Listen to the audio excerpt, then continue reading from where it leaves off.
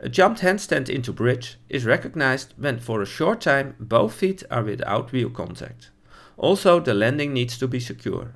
If it comes to a fall, the element is not recognized.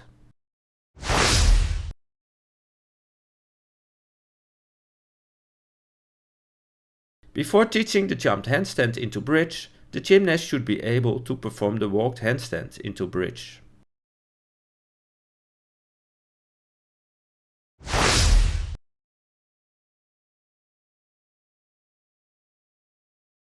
Although the exercise is named a handstand, it is not, as there is no static position in the handstand.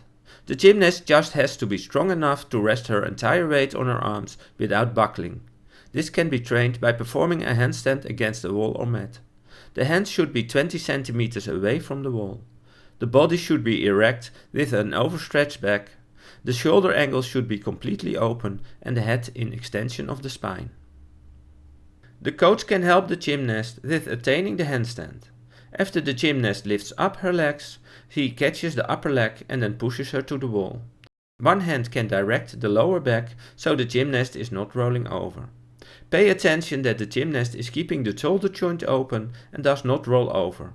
If that happens, first teach her to make a static handstand.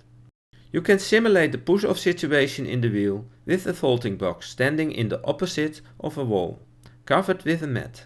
The gymnast stands in handstand with a 90-degree angle in the hip joint. The gymnast bends the leg slightly and pushes off, transitioning into the handstand, resting against the wall. The transition should be fluently without a static handstand in between. Again, attention should be paid to the body with an overstretched back and fully open shoulder angle. The distance between the vaulting box and mat can be enlarged to have the gymnast perform a stronger push-off. The coach can assist the movement by pushing the upper leg over to the wall and at the same time supporting the gymnast in the lower back. Pay attention to the head, which should stay between the arms.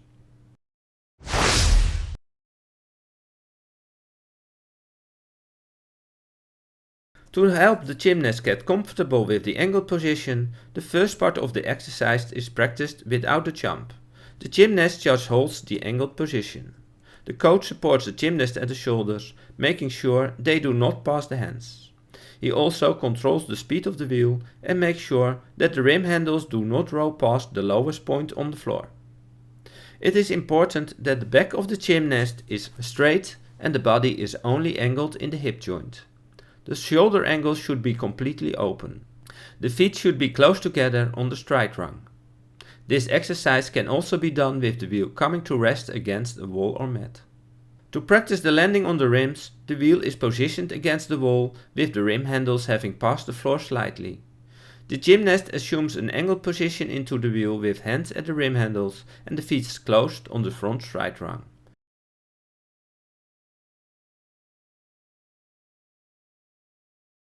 The coach assists the jump into the bridge threefold. First, he indicates the moment of the jump verbally.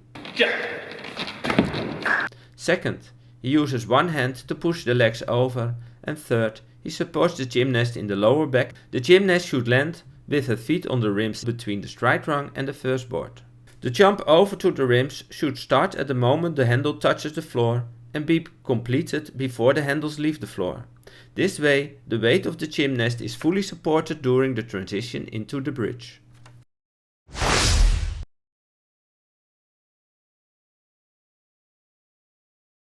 At first, the exercise is still assisted by the coach. He assists, like described earlier, with hands on the upper legs and lower back. After the gymnast has attained the bridge position, his first hand is moved to support the gymnast at the upper back. Keep paying attention to the proper posture in the bridge position. As the gymnast is getting confident, the assistance of the coach is reduced, so the gymnast performs the jump by herself. The coach is just available to intervene when necessary. Finally, the gymnast can perform the jump by herself.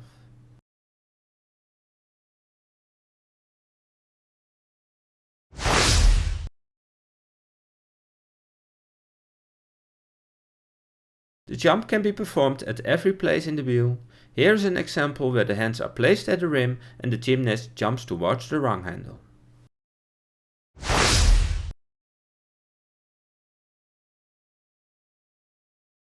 The leg position during the jump is free. Here we see the jump with tucked legs, while before the legs were straight.